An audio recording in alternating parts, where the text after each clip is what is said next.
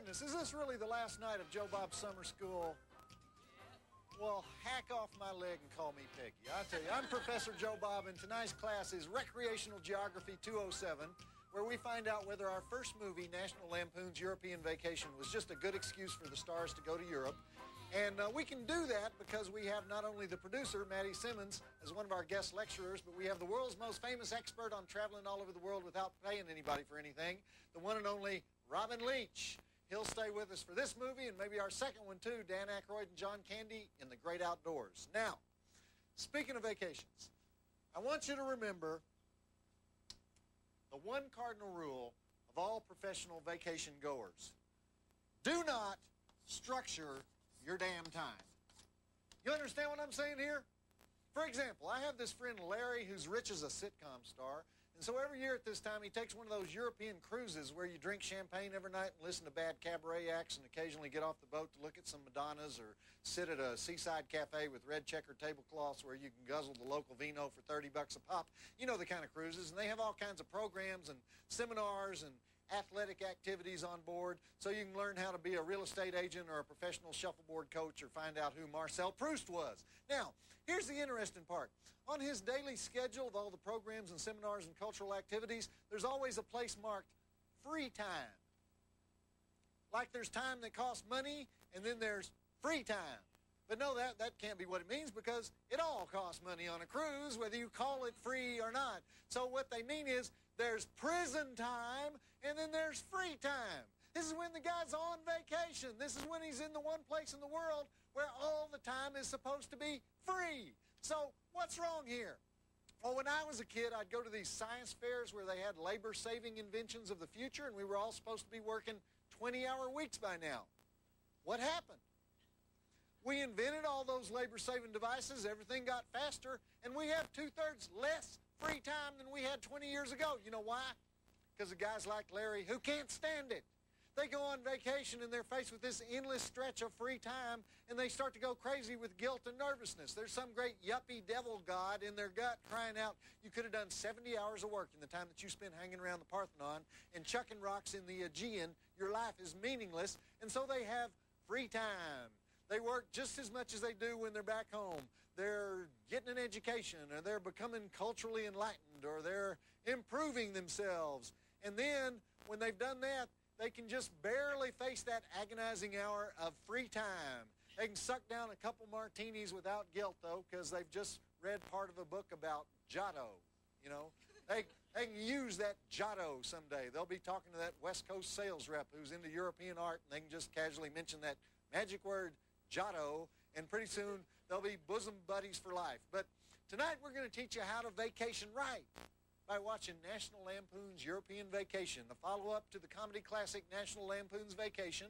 And European Vacation picks up as the Griswolds accidentally win a game show and embark on their first trip overseas, where they run people over and trash national monuments and make a general nuisance of themselves. So check it out, and we'll have Robin Leach popping out here to join us at the first break. Robin's going to be slumming. Instead of doing lifestyles of the rich and famous, he's going to be doing lifestyles of the hard up and obscure.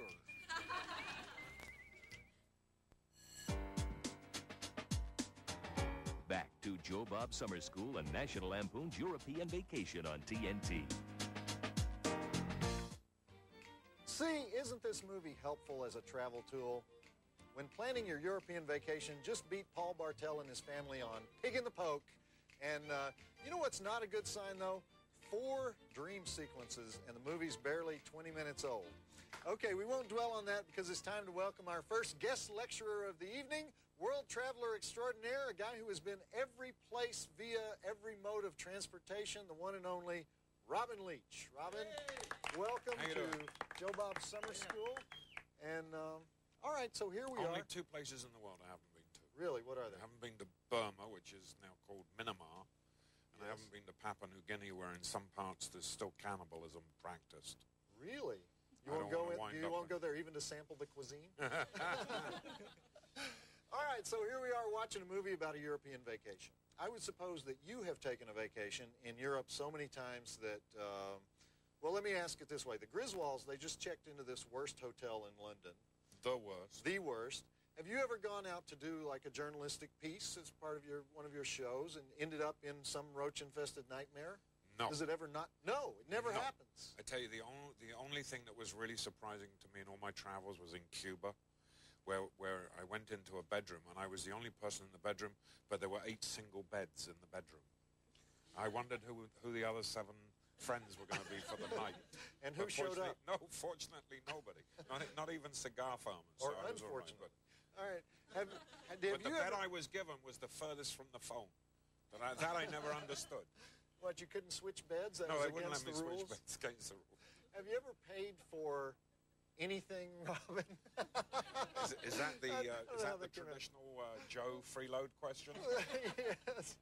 Now, of course we've paid as we've gone around the world. We've done it at travel agent discount, but no, we pay. We have to. That's the law. Oh, even at the hotels that you're Yes. featuring Oh, on the yeah. show, Oh, you yeah, have to yeah, pay. yeah. Oh. Favorite destination in Europe? In Europe, again, it would be Italy. Italy? Just like the Griswolds wind up there, it is the most spectacular country in Italy. So after all of your travels, it's still good old, probably one of the most popular tourist Because they destinations know in how the to world. live, those people. They have such a great lust for life. You know, they drink wine, they smoke cigars, they eat pasta. They don't care about anything. No other than smoking sections in restaurants. No. None of that stuff. This is le bon vie, as they say in France. Of course, most of our audience can only dream about places like that because right now they're planning their trips to Six Flags over Bakersfield. But you probably do those kinds of trips too, right? Do you ever do like low-budget trips? Have you ever done that? Never. You've probably never been to Six Flags, have you? Yes, in Dallas. You were there? Yeah. Okay, the original Six Flags over Texas in Arlington. You went Right, there. yes. How did you like it? The roller coaster was great, and I went to the Six Flags in New Jersey with the Bob Pittman, who used to run it, and I went on the Batman and Robin ride. Okay, of course, so what else would I go you've on? experienced it. But I doubt if you stayed at the Six Flags Inn across the street, did you? No, and Motel 6 is a strange name to me. Okay. All right, let's return to National Lampoon's European Vacation and roll the film, and then we'll talk some more at the next break. And by the way, Robin, my eagle eye picked up Playboy Playmate of the Month for June 1984, Tricia Lang, as the game show hostess at the beginning of the movie. Now, did you ever do any Playmates on Lifestyles? That didn't come out right. Did you ever have any Playmates as Lifestyles guests? I want you to try that even one more time. Really? No, but we did feature Hugh Hefner up at the mansion, so we were able to film a lot of the attractive decorations that were hanging around. Ah, you went to the king. Well, yeah, or the king came to the mountain. I don't know what that is, but yeah, it was. That's a palace. That's a palace of pleasure. Okay, I can imagine.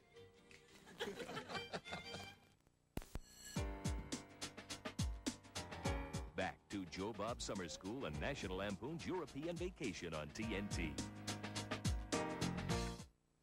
You know, I don't mean any disrespect to the late Dana Hill, but she doesn't really seem right for this part. I think it would have worked better with that kind of laid-back prettiness of the original Audrey, Dana Barron. So maybe we'll ask Matty Simmons about that when he gets here. So, Robin, did I tell you I'm moving to L.A.? No. You like L.A., don't you? Yeah. It's one of your favorite places. Can you introduce me to some girls? Probably. Really? Okay, Robin. Probably. Well, look, all right, You look. won't have a tough time. Handsome, tall television host. Don't bet on that, Robin. Okay, let's get down to the nitty-gritty, all right?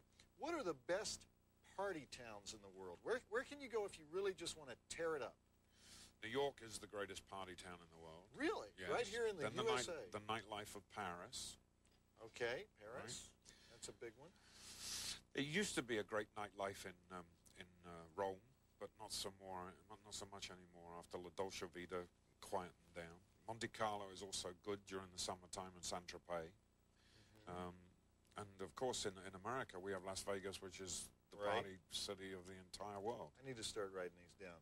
Where can you go if you just want to tear it up and you don't want anybody in your immediate family to know what you did while you were there? You know About what I mean? 4,000 miles away. 4,000 miles away? 4,000 miles away from the nearest family member. Yeah. And what would you find? What city would that be? Could be any city. You can have fun and games in any city of the world. Okay, but, you know, there aren't some that are kind of like special, and you know, special cities for like that dark, naughty side? Paris. Paris is the best? I would think so. Okay. As you see in this movie, when the Griswolds go off to the nightclub, they even find their own child in the Crazy Horse. Right. Well, now, see, one reason I trust you, Robin, even before you were world famous, I would have trusted you because you're English. And I trust the English guys on any kind of issue like this about nightlife because, well, but one thing I try to do is I make it a rule never to drink with English guys, or at least try not to drink as much as they drink. Because now listen, hear me out. Wouldn't you agree, Robin, that your countrymen do know how to put away cocktails? And you will drink like 37 different kinds of cocktails at dinner, and sweet ones and everything. And then at 2 in the morning, somebody will say, but we haven't had an after-dinner liqueur yet. The English like many, many, many different kinds. Would you say this is true? I would say that's true. Okay. Well, all right. Well, keep working on that party list as we return to National Lampoon's European Vacation. Roll it. You know, the trouble with going to those kinds of places is that you can't remember them when you get home. Because somebody told me that they wish to remember. Well, maybe that's good. That's why there is heavy drinking in I England. know, because somebody told me one time that they spent 3 days with me at Mardi Gras in 1985. I don't remember even going there. We forgot New Orleans. Yeah. Oh. The greatest of the That's lot. on the list. And it's naughty, isn't it? I don't know how you define that. Oh, come on. There's no such thing as naughty. Oh, okay. Then I do understand you. The whole list was naughty. Chevy Chase takes his famous pratfalls to the extreme and knocks down Stonehenge. Ha, ha, ha. Lots of the gags in this movie don't really work, do they? No, it was the model that didn't work in the movie. That's true. It was kind of cheesy, wasn't it? Did you notice that as well? Yes. That's a lot of damage for a small English car to do that hardly backed up in reverse. Yes. Okay. Robin, now we're in Paris. First thing. Ooh la la. Yes. We were just talking about Paris. Now, first thing that comes to your mind. All right. Well, first of all, best hotel in Paris. The Ritz. Best restaurant in Paris. Boy. Well, tourists would say Maxime's, but it would be the new Alain Ducasse restaurant in Paris. Alain Ducasse. Alain Ducasse. Alain Ducasse. Yes. Okay. Best place to see naked French girls. I would say go to the Crazy Horse. Really? Still, after all these years, the Crazy Horse? It is not the anything greatest. more advanced than that? No, but Still they change the show every three months. So okay. they change the girls every 3 years. So. All right. I want to talk about Thailand. My favorite country in all the world. Really? Yeah, is Thailand really all it's cracked up to be? Yeah, You hear the so many nicest stories. people in the world. Yeah? The most incredible food. Yeah? Wonderful countryside. Wonderful Asian culture. How much does it cost? You can get there quite inexpensively. Depends Yeah. how you want to do it. If you want to go on a private, G5, then it'll cost a lot of money. But if you want to go baggage on a boat, it'll cost very little. Yeah, but you would never go baggage on a boat. I mean, would you have the typical I've only trip? heard about people doing those things. Typical trip for you, though. I mean, what would it cost for a week? Bangkok. It makes a hard man humble. You could do Bangkok on a very, grandiose scale of under 5,000 for a week. And what does that include? Hotel, meals, Yeah. everything. Not the air transportation.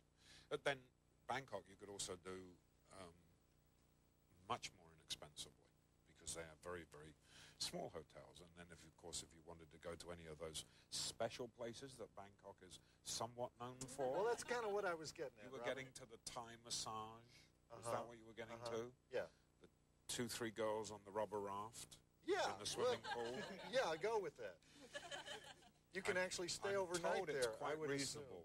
Assume. Yeah, quite reasonable. And you can probably stay overnight at those places. You can once stay get- for as long as you wish. Oh, so like you're just spending 7 days there. You don't even need a hotel room. That's one way to look at it. All right, I'm going to need your home phone number, Robin, after this is over. Okay, that was an awfully short segment, so let's get back to the movie. You ever need somebody to do like script continuity on your crew or something? Are you offering? Location scout. I'll be your location scout. Yes, You're too I'm tall offering. to go to some of the places we go to. Too tall? Yes. Too tall to go to Bangkok? No, not too tall to go there, but there are other places where only short people make it. Really?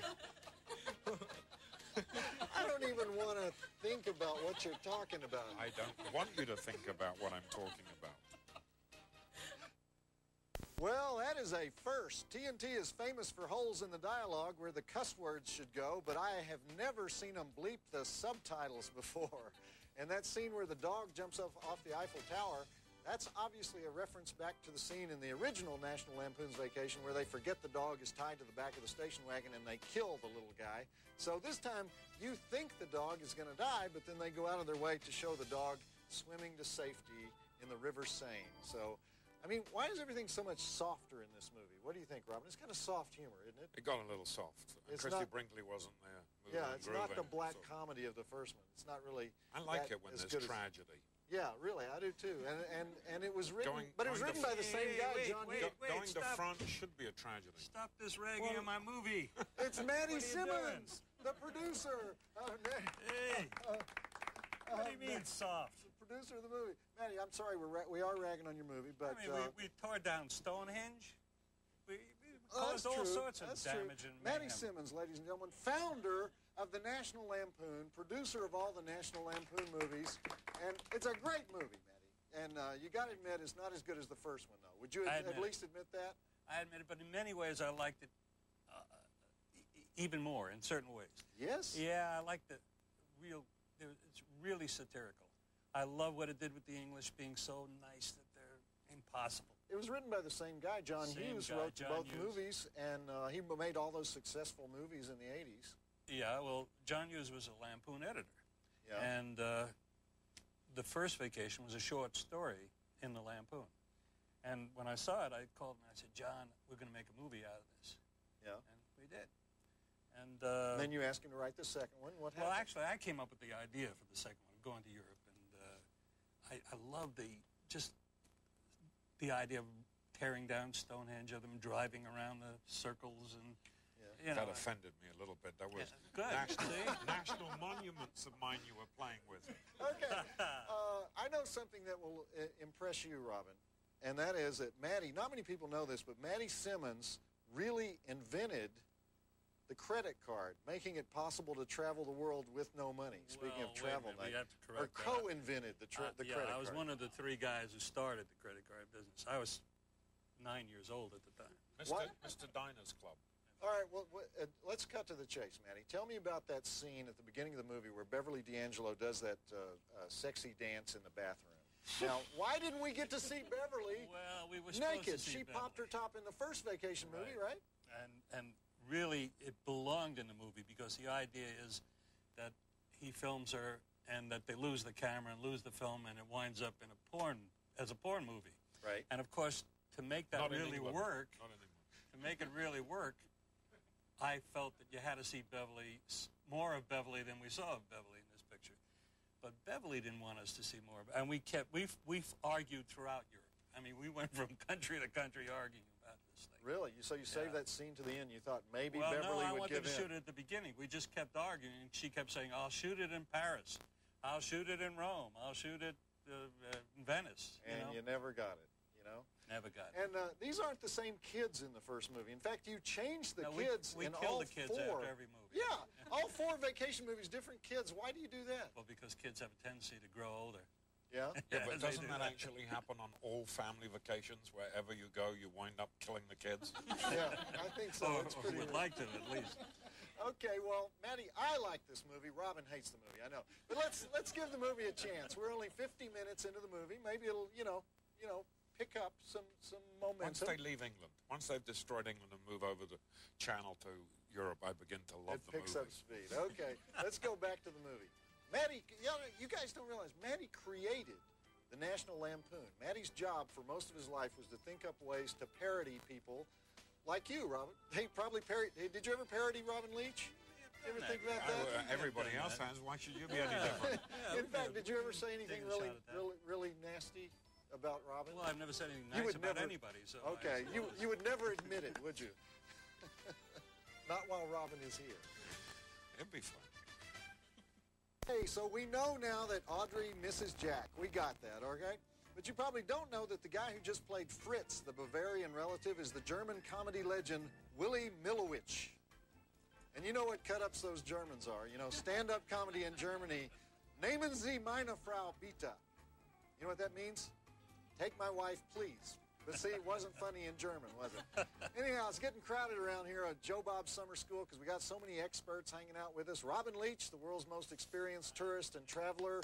And could I call you a libertine? Would you be a libertine also? I'll be whatever you want me to be. Okay. Sounds good. And Maddie Simmons, producer of the National Lampoon movies, who for many years published and edited the funniest magazine in American history, I would say.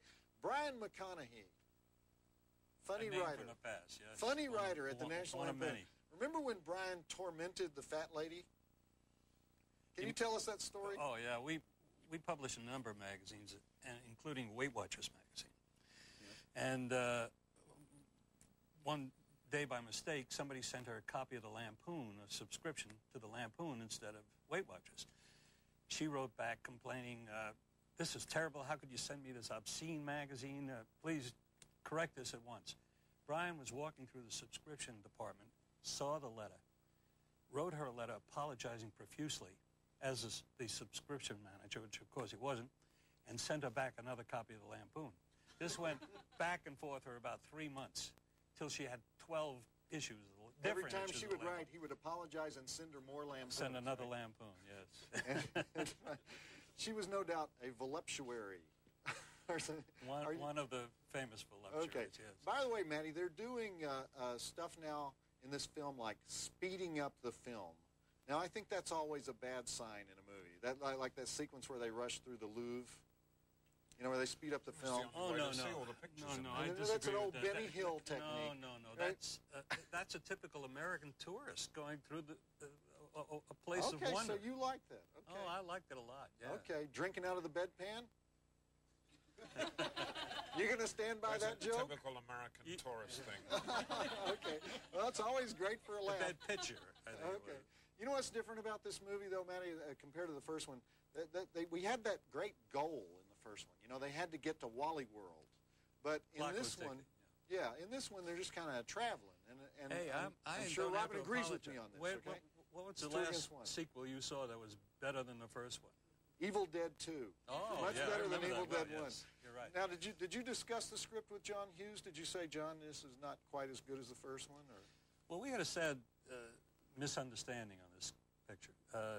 I made a lot of notes and gave John a lot of background as to what I wanted. He sent a script in that wasn't finished, and what happened was that he agreed to write and direct another movie, Breakfast Club. And when I called him, I said, John, this picture needs work. He said, I can't do anything. I'm working on Breakfast Club already. So I had a half-finished script. We were about to shoot a movie. We were about a month away. So we actually rewrote a good part of this movie on location. I see. Mainly Amy heckling and myself. But it does explain why they had breakfast in Germany, breakfast in Rome, breakfast in Paris. Well, whenever we always worked at breakfast. That's what led to that. Okay, well, let's get back to the brilliantly conceived but less than brilliantly executed. Would that be fair? No, that wouldn't be fair. Brilliantly executed, but less than brilliantly conceived. Listen, I'm prejudiced. Nevertheless, financially successful, and we always have a big respect for that. And good enough to bring on a sequel. Exactly. So the public must have kind of liked it. How many millions? A lot of millions on this at the box office. 70, 80 million. 70, That's 80 million. the number I like to hear. I know. National Lampoon's European Vacation. Well, let's get back to it. And Manny, you got to tell me the line that you wrote for Animal House. Oh, 7 years of college down the drain, you mean? Yes. My favorite line from Animal House, written by Mr. Madison. Just like summer school. Maddie, you have an extended shopping montage at this point in the movie. The movie's almost over, and you have a shopping montage, and you're starting a mafia subplot. What do you have to say for yourself? Well, everybody wanted to shop during that scene, you know, so we figured we'd combine a little shopping with a little filming. And so you just threw it in there. And just toss it in. All right, Robin, The Griswolds are in Rome now. You've been to Italy probably 9,000 times. What's the coolest place in Italy, the coolest single place in Italy? Well, just bathe in the fountain like Clark did. That's the coolest. But the coolest to me is obviously the most romantic, the most expensive, and that would be up in the Lake Como region. So you have some incredible resorts right there on the lake. Lake Como. You ever been there, Matty? No. Never been to Lake? No, I haven't been to Lake Oh, Como. heaven on earth. I love Venice. Venice, huh? You guys, you know, where do we go? Bakersfield. You know. Passaic, I love too. I got to ask you this before the movie's over. There's a lot of things that I want to ask you, but in fact, will you come back sometime? So we want to have a National Lampoon movie marathon. Would you come back for that? Next time I have a week or so to spare. Okay, would you please? But I want to ask you this. Why would you give up what I think is the greatest job in the world, running the National Lampoon, to produce movies? I think that's a step down. It's two things. It's art and money. Yeah. Mainly the latter. Okay. Why didn't you guys ever get sued there? We did. We got sued all the time. Oh, really? But we never lost the suit. Really? Yeah. Well, you know how often the National Enquirer gets sued, and I thought you were much nastier. Yeah, but we're protected by, because we were satire. Yeah. Yeah. You can do, the law says you can, if you're truly a satire magazine or medium, you can do that. But somebody told me you got sued by Judy Garland from the grave. Liza Minnelli. Liza Minnelli sued you because of something you said about Judy Garland? Yeah, we said poor Judy OD'd, and Liza didn't like that. Really? Yeah. Truth hurts. Yeah. Okay, one more question before we watch the ending of European Vacation. Whatever happened to the fifth vacation movie, Swiss Family Griswold? Weren't you going to make Swiss Family Griswold? Yeah, we were. Well, it's like many things in the movie business. The Griswolds got shot down over Switzerland. Oh, really? It just didn't pan out. Never worked? Well, there are a number of versions. Is there a possibility of another? I really don't know. You know, these up to the... if you can get me to figure out how studio minds work, you're a better man than I am. Okay. Well, you know, I'm moving to L.A. next week, Matty, so I might be able to get you hooked up. And, Thank you. I appreciate it. And as you may know, Matty, all of our guest lecturers on Joe Bob Summer School get a book as a parting gift, and we got you this one. It's called Matador. And I figured you could maybe make National Lampoon's Spanish Vacation, okay? You haven't read this, have you? No. Okay. All right, we're going to watch the conclusion to National Lampoon's European Vacation, where we're finally going to get some plot, believe it or not. So roll it, and then we'll come back and talk some more to Robin Leach. You ever think of Chevy Chase as living out you on the screen, Matty? Is he kind of your alter ego? I can think of people who are more unlike me than Chevy, but not too many. Really? Chevy and I are just nothing alike. Oh, okay. So not at all. An alter ego, not an ego. Not in the least. We even have different kinds of sense of humor. I mean, we fight all the time about what's funny and what's not. You did sing To the Hills with the Sound of Music. I did do that. I did do that. The entire plot of the movie in the last 10 minutes, didn't we? Accompanied by a little late movie cameo by Moon Unit Zappa as Rusty's girlfriend. I should point out that there was some infighting of how they were going to end that flick. Chevy Chase wanted it to be him sitting in front of the fireplace saying, "It's good to be home." But Matty Simmons pointed out that they were making a comedy, and then he came up with what I think is a pretty funny ending, which is that they're all relieved to be home, and a guy with a camera crew knocks on the door saying, "You've just won a trip to the Great Wall of China." And Chevy's really happy, and he turns to the rest of the family, and they're all glaring at him, so he says meekly to the guy, "What's second prize?" But Chevy Chase was so PO'd at Matty that he'd ixnayed his idea, that Chevy then ixnayed Matty's idea, and they had to go with Amy Heckerling, the director's idea, which was the Statue of Liberty thing that we just saw. And what do you expect from the director of Look Who's Talking To, the only flick we've ever given 0 stars to on this show?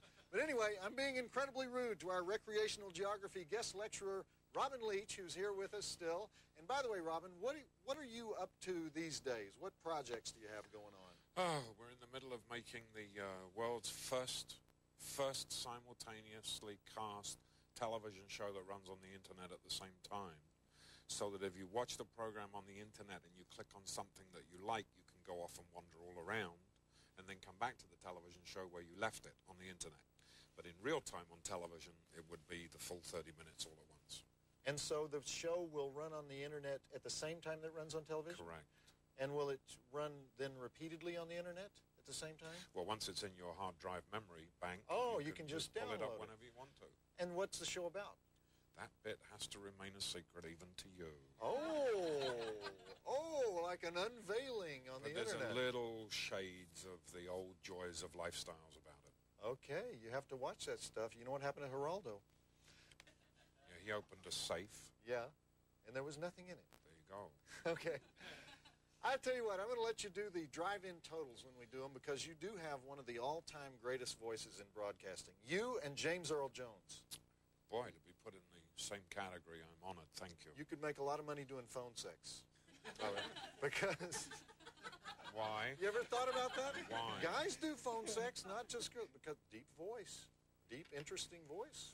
You know? I can picture you there now as I run my No. Don't do it, Robert.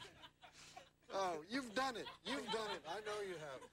Okay, next week is the first big week after the show moves to L.A., and my premiere flicks are going to be Dragnet, the Tom Hanks, Dan Aykroyd flick, and the What 1970... movie has Dan Aykroyd not worked in?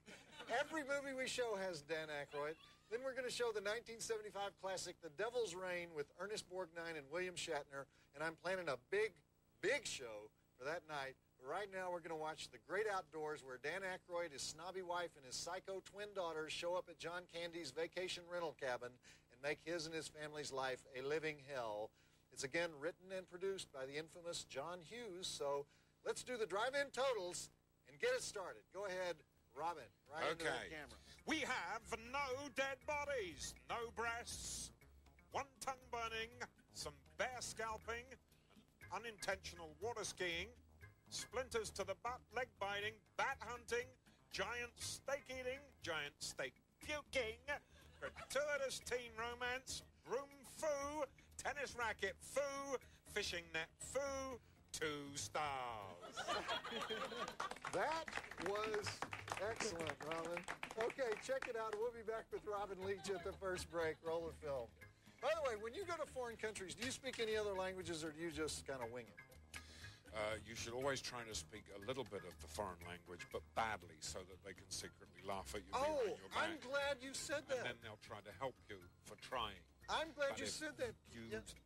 appear to be an expert in their language. Okay, we're they on will the just same kill wavelength. you. Yeah, okay, because this is what I do. Like I'd say I'm in Italy, I just put A at the end of everything. You know, where is the bathroom? And it pretty much does the trick, except in Sicily, trick? where they just never get it. It doesn't do anything else, just a trick. Yeah, it's just... Trick up. Robin.